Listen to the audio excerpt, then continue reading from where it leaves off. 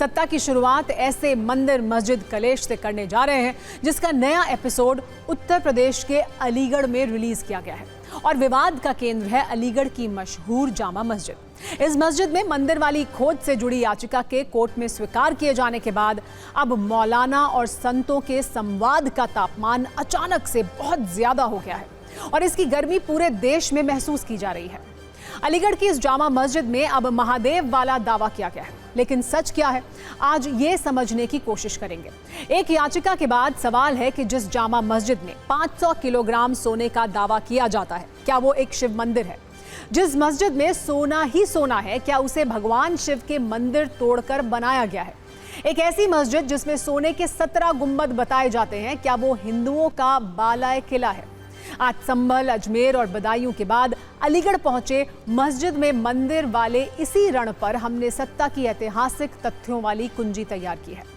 लेकिन पहले हम आपको ये बताते हैं कि आखिर इस विवाद की शुरुआत कहां से हुई और अब इसमें आगे क्या होने वाला है।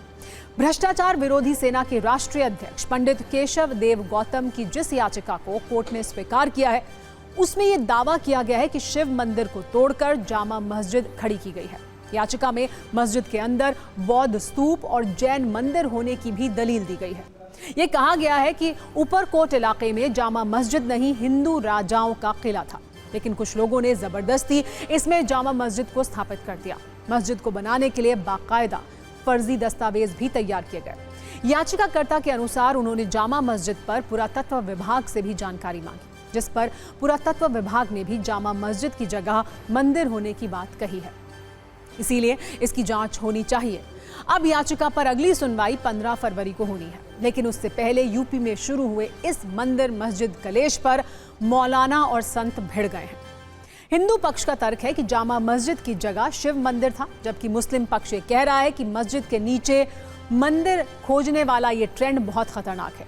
हिंदू पक्ष के अनुसार मस्जिद के पास स्तंभ पर ओम के निशान है, जबकि मुस्लिम पक्ष का कहना यह है कि मकसद माहौल को खराब करना है। हिंदू पक्ष के मुताबिक मस्जिद हिंदुओं का बालाए किला है, जबकि मुस्लिम पक्ष का तर्क है कि यह सब कुछ सुनियोजित साजिश के तहत हो रहा है।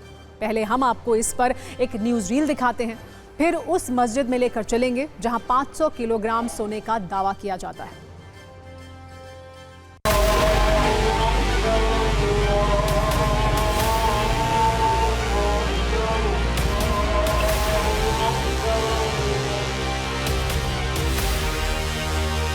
मैंने माननीय न्यायालय अलीगढ़ सिविल कोर्ट में याचिका दायर कर दी। अब उसमें याचिका में इनको बेदखल करने की मांग की है, क्योंकि ये सनातन का बालाई किला, एक शंकर भगवान का मंदिर, बौद्ध स्तूप है, बौद्ध भगवान का भी वहाँ मंदिर है, जैन भगवान का भी मंदिर है। इसे आज़ाद करने के लिए इनको यहाँ से हटाया जाए और उसे शंकर भगवान के बौद्ध स्तूप किले को अपने स्वरूप में ला करके राष्ट्रीय संपत्ति घोषित किया जाए। ये तमाम चीज़ें एक सुनियोजित साजिश के तहत की जा रही हैं और इसके पीछे कहीं ना कहीं बड़ी ताकतें मुलव्विस हैं, जो ये नहीं चाहती हैं कि मुल्क की गंगा जमुनी तहजीब बाकी रहे, मुल्क का धार्मिक सौहार्द बाकी रहे और मुल्क इसी तरह से फलता फूलता रहे। और हालांकि सुप्रीम कोर्ट का ऑब्जर्वेशन भी इस ताल्लुक से आ चुका है, लेकिन अफसोस की बात यह है कि इन लोगों के लिए न तो सुप्रीम कोर्ट के कोई माने हैं, न हमारे मुल्क के आइन और हमारे मुल्क के कानून के कोई माने हैं। तो ये अलीगढ़ की बात नहीं, पूरे हिंदुस्तान में जहाँ भी जाएंगे आपको मंदिरों की मस्जिद मिलेगी। तो इसमें पूरे भारत में सब जानते हैं इन लोगों ने हमारे साथ अन्याय हुआ है और हमारी यही मांग है कि जितने भी मंदिर है, जिनकी मस्जिदें बनी है, उनको हिंदुओं को वापस किया जाए। इस समय जो सनातन धर्म है उसकी जो शक्तियाँ हैं वो आकाश और पृथ्वी के बीच में जो आध्यात्मिक शक्तियाँ हैं और जो दिव्य शक्तियाँ हैं वो सब जागृत हो गई हैं। तो जब वो जागृत हो गई हैं तो उनकी अनुभूति होने लगी है, तो अनुभूति होने से उनका प्राकट्य होने लगा है। तो वो जहाँ जहाँ प्राकट्य हो रही हैं वहाँ वहाँ उनके मंदिर बनने अति आवश्यक हैं। जहाँ जहाँ हमारे मंदिरों पे अटैक किया गया है, ध्वस्त किया गया है, वो सब सामने उजागर होएगा और कोर्ट के द्वारा उसका निर्णय आएगा, सर्वे होएगा। जहाँ जहाँ हमारे मंदिरों को ध्वस्त किया गया है उन सब को इतिहास के रूप में आगे आने वाली पीढ़ी को भी है जो ज्ञात होगा कि इस प्रकार से हमारे सनातन धर्म पे अटैक किया गया था।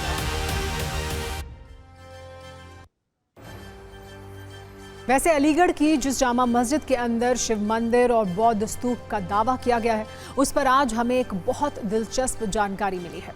ये जामा मस्जिद अलीगढ़ में ऊपरकोट इलाके में मौजूद है। ये मस्जिद दुनिया में सबसे ज्यादा सोना होने के कारण मशहूर है। दावा किया जाता है कि इसके गुंबद पर करीब 500 किलो सोना लगा हुआ है। दावे के अनुसार मस्जिद के 17 गुंबद सोने से बने हुए हैं और ये इतनी बड़ी मस्जिद है कि एक साथ 5000 लोग इसमें नमाज पढ़ सकते हैं। मस्जिद के गेट और चारों कोनों पर भी छोटी छोटी मीनारें बनी हैं। इसे लेकर यह भी दावा है कि मस्जिद में 1857 की क्रांति के 73 शहीदों की कब्र है। इसीलिए जामा मस्जिद को गंजे शहीदान भी कहा जाता है। आज जब हमने अलीगढ़ की इस जामा मस्जिद पर रिसर्च की तो इतिहास से जुड़ी जो जानकारी मिली उस पर ऐतिहासिक तथ्यों वाली कुंजी भी आइए खोल देते हैं। दावे के अनुसार मोहम्मद शाह के मुगल शासनकाल के दौरान इस मस्जिद का निर्माण किया गया। कोल, जो कि जब अलीगढ़ है, उसके गवर्नर साबित खान जंगे बहादुर ने 1724 में मस्जिद बनवाई। इसे तैयार होने में 4 वर्ष का समय लगा और ये वर्ष 1728 में बनकर तैयार हुई। मस्जिद में अवधी और मुगल कालीन वास्तुकला का इस्तेमाल किया गया है और ख़ास बात यह है कि इस मस्जिद को ताजमहल बनाने वाले मुख्य इंजीनियर अबू ईसा अफंदी के पोते ने तैयार किया। आज हमने इस जामा मस्जिद में शिव मंदिर वाले इस दावे पर अलीगढ़ मुस्लिम यूनिवर्सिटी के इतिहासकारों से भी बात की। उन्हें भी सुनना जरूरी है। कुतुबुद्दीन ऐबक से शुरू होता है इसका इतिहास। सल्तनत काल में इसका निर्माण हुआ था पहली बार। जब वो कुतुबुद्दीन ऐबक ने अलीगढ़ को जीता था तो उन्होंने उसके खुशी में यहाँ पे उन्होंने अपर फोर्ट के इलाके में जो है इस मस्जिद का निर्माण किया था। कुतुबुद्दीन ऐबक के बाद इल्तुतमिश भी उसका निर्माण कराया, फिर नसीरुद्दीन महमूद सुल्तान थे, उन्होंने करवाया और फिर उसके बाद जो है इब्राहिम लोदी का दौर आया। इब्राहिम लोदी के दौर में भी उसका निर्माण हुआ है। चूँकि इब्राहिम लोदी यहाँ आगरे में रहते थे तो उन्होंने यहाँ नज़दीक में उसको ये पा करके तो इसका निर्माण करवाया और सबसे लास्ट में आके वो अच्छे कंडीशन में नहीं रह गया था तो उसको फिर मोहम्मद शाह के पीरियड में, जो मुगल कालीन 18वीं सदी के बादशाह हैं, उसके काल में इसका फाइनल रिकंस्ट्रक्शन हुआ है।